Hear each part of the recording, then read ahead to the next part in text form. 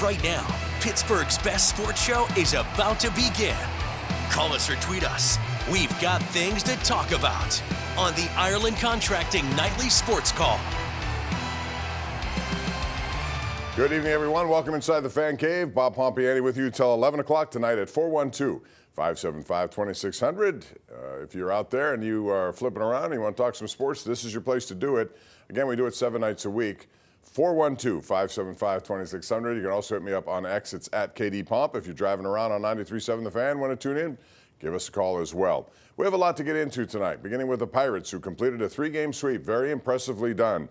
The Pirates had been swept by St. Louis, a series that didn't go their way, even though the first game of that series, I thought they had the thing won based on the bullpen game, which was executed beautifully until the 9th inning when Dennis Santana could not close the deal. And then it had a carryover effect the next night. It was one of those series. St. Louis, by the way, got hot, won 6 in a row. Meanwhile, the Reds came in here in first place, and you thought, okay, this homestand starts 0-4. It's not going to get much better than that. It's going to get worse. But the Pirates rebounded, and they did a really good job this weekend, winning all 3. Yesterday, 17 runs. Today, just 1. But when you have a pitcher like Braxton Ashcraft doing what he's doing, it makes it a little easier. And he was dialing it up today, 7 2/3 innings, and he needed to do it because Chase Burns was just as good on the other side for Cincinnati. 1 run, and it was Connor Griffin, who's really in his last 10 games has stepped up. The kid, you knew he was going to be a star. He has all the qualities necessary to do one. He hit what looked like the game-winning home run, or at least go-ahead home run, off the top of the wall, got into second base, and then O'Neal Cruz. Can't say enough about how he's developed too this year, especially against left-hand pitchers.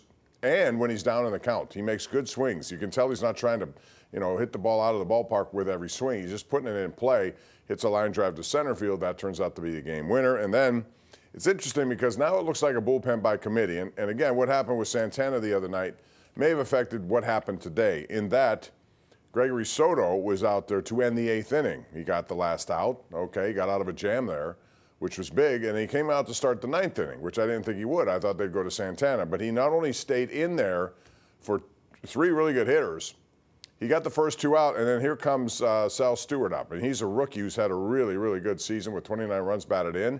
He's a right-hand hitter. Donnie Kelly comes out of the dugout, and I thought at that point he would go to Santana, but he did not do that. He stuck with Soto. And Soto got the last out, albeit a little bit scary. It went all the way to the wall in left field, but the job was done. And I think what you're going to be seeing is mixing and matching along the way in that bullpen for now. Soto can get the job done. Santana can get the job done. And I don't think in any way has he shied away from Santana. He just had a good matchup feeling against Soto with Stewart. 412-575-2600 is the number to call there. Also like to hear your thoughts on, the NHL. And the Penguins are out, and listen, after I saw what happened last night, and I had a feeling this was going to happen this way, I think Carolina's going to really have their way with Philadelphia. I think the Penguins would have made a much better matchup for Carolina. We saw the regular season games, how they went back and forth. The Penguins can play that way. Philadelphia right now is struggling, and they're not playing with the zone time necessary to win a lot of games. Carolina shut them down last night, even though they had gone over a week without playing a game. Thought there might be a little rust factor there. There was none. They came out, played well. Philadelphia, which got, I thought, worse as the Penguins series got on, only because the Penguins started to play their game. They got to their game. It took too long to get to their game, but they eventually did. But when you fall behind 0-3, it makes it very difficult to dig out. That's why only 4 teams in the history of the league have done it. But they were 1 goal away from forcing a Game 7. It's too bad because I think the Penguins and Carolina would have been a great series. Tonight it was Montreal, only just a few shots on goal, 9. And they still win. We're going to talk more about that. And their matchup now coming up as they eliminate Tampa Bay is going to be against Buffalo. And that is a big, big rivalry. They've played a lot this season. There have been some very good games, 2 good young teams with a lot of young talent. We'll see how that goes. And, the winner would then get the winner of Philadelphia and Carolina. So we have a lot to get into there. If you want to talk that, NBA, if you want to talk about Aaron Rodgers, what the Steelers did, how you expect the quarterback situation to play out, all these topics will be on display tonight on the #1 Cochran Sports Showdown with my panel of Andrew Filipponi, Mike DeCourcy, and Ray Fittipaldo. That's coming up tonight, 11:35 KDKA. But right now, it's your turn to sound off. Call 412-575-2600. We'll take those calls next, right here live on the Ireland Contracting Nightly Sports Call, 7 nights a week. All right, this is our Xfinity tweet of the night from Sportsnet Stats. Canadians set a playoff record for fewest shots on goal in a win with 9 of those, and that's it. And that's all they needed because their goaltender did a really good job. Jakob Dobis, he outperformed Vasilevsky, although I got to tell you, Vasilevsky was really good in that game. The first goal by Suzuki was just a lucky bounce off J.J. Moser, a Tampa Bay defenseman. But this Montreal team has a lot of great talent, and it's taken a while, but it goes to show you how long it takes to rebuild in the NHL. Montreal has not been in the playoffs for quite some time. They had good draft picks over the years. Cole Caulfield was 15th overall. They got Slavkowski in 2022, I believe. He was a first overall pick. High-end picks, not unlike what the Penguins got back when they had Crosby and Malkin and Fleury and those kinds of things. They also were shrewd with some trades. Noah Dobson, one of their good defensemen, to couple with Lane Hudson. Those guys, you know, they acquired him from New York, where he was, I think, 13th overall as a first-round pick. They knew what they were doing. They have a team now that is capable of winning a Stanley Cup. Not many people thought so. I picked them to beat Tampa. I didn't think it might go 7, but it was tough. Every one of those games was a 1-goal game. So Montreal survives. Going on right now, it's Minnesota-Colorado, game 1 of their best-of-7 series. We have a lot of people on the line, so let's waste no time and get to you all, beginning with Don in Uniontown. We have a lot of Uniontown callers I noticed tonight. Hey, Don, how are you? I'm good. Thank you. I got a baseball question. Metrics are talked about so much now in baseball. What do you think are, say, the top 3 metrics to watch for everyday players as far as hitting is concerned? Well, I mean, OPS is one that we talk about quite a bit, and that number normally reflects what a guy is doing. I'm a big on-base percentage guy because I think that tells an untold story, which is, you know, getting on base, and sometimes walks and whatever else you have to do to get on base is a big one for me. There are so many you could choose from. WAR is one of them. WHIP, pitchers, whichever you choose. But OPS is the big one for me. You can tell a lot from a player. And by the way, Connor Griffin's OPS has climbed into the 700s. It was in the 400s. He's really worked it up. I know he's early in his career, but his numbers have certainly got up, and he's perfect on stolen base attempts as well. Let's go to John in New Brighton. Hey, John, how are you? Good, Bob. How are you doing? I'm well. What's on your mind? Well, I'm a New Brighton guy. I go back to Tito Francona and Terry Francona and all those folks. But I was wondering about what's happening with Aaron Rodgers. You know, he's like a stick in the mud for us. He can't throw the ball more than 5 yards. I don't know what the big holdup is. No, he can throw it more than 5 yards. When he's got downfield, he's pretty accurate, actually. But yes, there's a lot of, you want to talk about metrics, about checkdowns. There are many more checkdowns. Remember when he had that commercial, check down, double check, whatever it was? That's discount double check, but he's now discount check down, whatever it is. So he does a lot of that out of necessity. And, you know, I wonder because this year's offensive line may be a position of flexibility with a lot of guys. There's a lot of talk that Troy Fautanu, who spent all year at right tackle, has to move to left tackle since they didn't pick up the 5th-year option on Broderick Jones. And Jones may not be able to play. Hope he can because they need him there if he's healthy. But if not, what do you do? So you put Ihanachor, the new guy, at right tackle. Is that what you do as a rookie? And then you play who at guard? Hoffman right now. Do they have anybody else? Dylan Cook can maybe move over there. There are a lot of, you know, flexibility pieces. It's nice to be able to move around, but you got to have some stability there. And I think that also had a lot to do with Aaron Rodgers. As far as what's going on, I don't think they had an agreement at all. I think that was just a belief of a lot of people. I think what the Steelers did confirm that. They wouldn't have done this unrestricted tag if they knew he was coming. There must be another team out there, and you can make the argument that Denver could be one of them that was sniffing around, wondering what he would do if there's an opportunity there, because Bo Nix is having more problems than we first thought with his injury, may not be ready for the beginning of the season, who knows. So who knows what's going to happen here? That may have angered him for all I know. But there still seems to be a belief he's going to come here. If he doesn't, that would open up the door for 2 guys to play a lot. Mason Rudolph, the veteran, and you know, Aller and Howard. Quite frankly, that would be very interesting to me to see how that would play out. Let's go to Al in Greenfield. Hello, Al. How are you? Yes, Bob. Yeah, real quick. Just a question. You have the 7th and 8th inning, no score, lead runners for the batters for the Pirates get on. I just want to ask you something. I'll hang up. What happened to the bunt? Thank you. Bye. Well, we've seen a couple of bunts this year. I mean, Connor Griffin laid one down that I thought was pretty good a few games ago. Yeah, but generally speaking, they don't do it as much as I would like to see. Maybe it's because guys don't practice it, they're not as effective with it, or they don't want to take the bat out of their hands. I also thought, 7 2/3 when Ashcraft was in there, they may let him go through that 8th inning, but they took him out, and Soto did a good job. When you're a manager, you got a lot of decisions to make, and I think Donnie Kelly today pulled all the right ones as they swept that series. Chuck in Uniontown is our next caller. Chuck, good evening to you. Well, first of all, good evening, Bob. Thanks. First of all, statistic. Who was the #1 draftee, on your list of 50? Joe Montana. Are you talking about? Okay. Yeah, Joe Montana. There were a lot of good choices. Our top 10 filled with guys who could have been #1. Anyhow, about the Pirates, do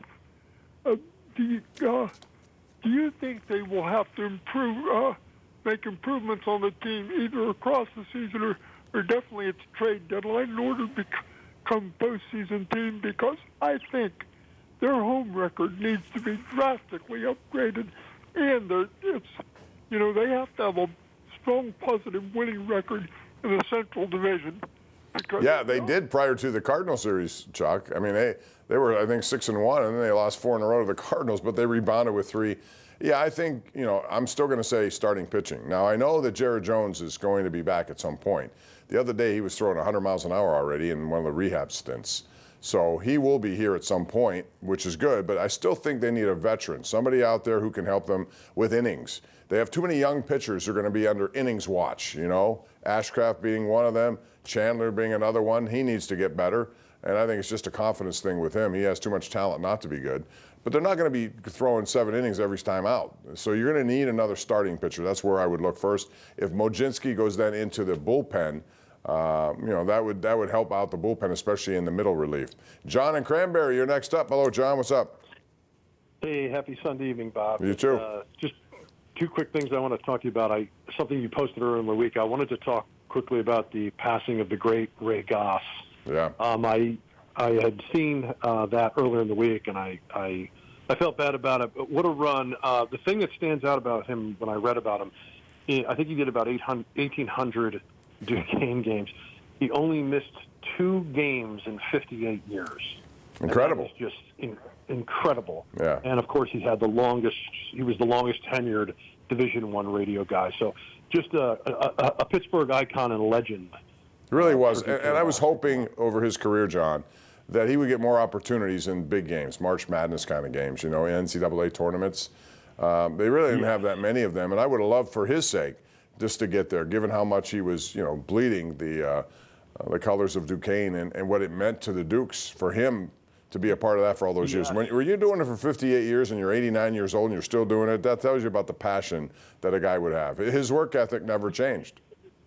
Yeah, it's funny too, Bob. You mentioned that in 2024, at least he got to see them win that game against BYU. Yeah. They finally made it. So at least before he went, left us, he got to see that. And then really quickly, I'm going to switch to hockey. Now that we're into the quarterfinals, I want to see who do you think is going to get out of the East and out of the West for the. Yeah, it's pretty interesting actually. Yeah, I think Carolina's been my pick all the way, John. I like Carolina because they've been there, done that. They've gone through the ups and downs. They've lost when people thought they would win and go further into the playoffs. I think that experience helps them, and I think they'll have an easy time with Philadelphia, meaning probably 5 games. In the other series now, this is interesting. Buffalo is a real hot team. Lindy Ruff will likely be the coach of the year in the NHL, with Dan Muse deserving his flowers for what he did for sure. He did a heck of a job in his first year. But Lindy Ruff, after 19 years of not getting there, they finally got there, and they have a good team and won a division. So I think he's probably the leading candidate. Against Montreal, that's a tough one. I'm going to go once again with Montreal. I think the way Dobas is playing in goal, he's a young kid. They got a bunch of young kids on that team. So I'm going to say Montreal in 7. And out of the West, I mean, you'd be hard-pressed to go against Colorado. They're winning tonight against Minnesota. That's a team that's just got loaded with talent. Minnesota can hold their own, but I'll say Colorado in 6 there. And in the other series, Anaheim's a team with a lot of speed, a lot of youth. Whether or not their goaltending will hold up, I don't know, because they're not a very good defensive team. So I will have to defer to Vegas in that one, only because of their experience. And I think Carter Hart, for some reason, is really playing well for them. I didn't know that they're going to rely on him as much as they are, but he's played well. And good for him, coming back, second opportunity after a lot of what happened to him was cleared, I suppose, and he got a new start. So probably Vegas and Colorado. I look for Colorado to win, and in the East, it'll be Carolina, Colorado, Carolina, and I like Carolina to win the Stanley Cup. That's my pick. We'll take a break, come back with more right here on the Ireland Contracting Nightly Sports Call. All right, welcome back. Remember to join us, number one Cochrane Sports Showdown, 11:35 tonight with Filipponi, DeCourcy, and Fittipaldo. We have a lot to get into. One thing I do want to bring up, I was speaking with Steve Banko, our producer, in the break about the Brennan Sorsby situation going on at Texas Tech. I find it very interesting that this is a guy who has been all over. He was at Cincinnati, had a very nice run there. Before that, Indiana. Now at Texas Tech, supposedly $6 million in NIL, but he's got a big gambling addiction. So much so that the NCAA has investigated apparently 10,000 bets over 4 years. So that sounds like an addiction. But the question is, what happens with the results of this investigation? And the other reason I bring it up, because we have very seldom seen NFL teams use the supplemental draft. But it is available to teams. And let's say, for example, that he's ruled ineligible by the NCAA and he can't play. But the NFL would then say, okay, do we take the discipline that the NCAA doled out and apply it to us? And if so, how? If not, it's a clean slate. You could put him in the supplemental draft. And that means teams can auction for him, bid on him. But if you do, you have to give up a pick. If you take him in the first round of this auction, from what I understand, you have to give up a first-round pick or whatever. But he's supposed to be a top 10 quarterback in the NFL next year. In fact, one of the mocks I just saw have the Steelers taking him at the 8th overall pick. These mocks obviously change quite a bit, but that's how good this kid is. Do you take a shot at someone like that? You know, I remember Brian Bosworth was a guy who certainly had opportunities in the supplemental draft. He got in trouble for some controversial political stuff. Chris Carter, a Hall of Famer, was once in the supplemental draft. Not many people have gone through it, but it will be interesting to see how this Sorsby thing plays out. That's going to do it for us. Thanks for joining me tonight. We'll do it 7 nights a week. As I said, call us anytime at 412-575-2600. The number one Cochrane Sports Showdown comes your way at 11:35. We have a lot to get into, including the Penguin autopsy. What went wrong against the Flyers, and what do they do in the future? It's all coming up tonight, 11:35. Have a good evening, everyone.